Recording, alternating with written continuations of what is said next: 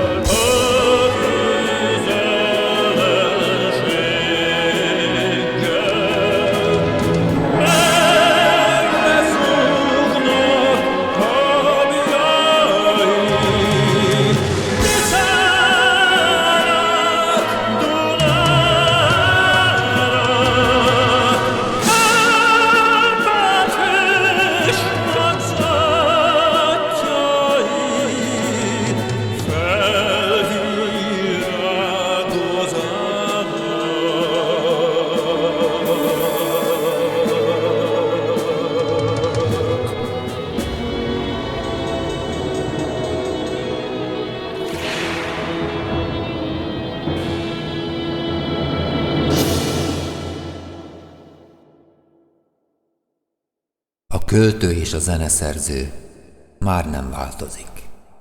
Hát rajtunk múlik, mit ragadunk meg belőlük. Mert ha nem rombolunk, alázattal, együtt gondolkodván, jogunk van folytatni dolgaikat. És ha így teszünk, méltók lehetünk, hogy az utánunk jövők elvégezzék. Amit abba hagyott velünk az idő. Magyarország, 2000. november 19. George Voice.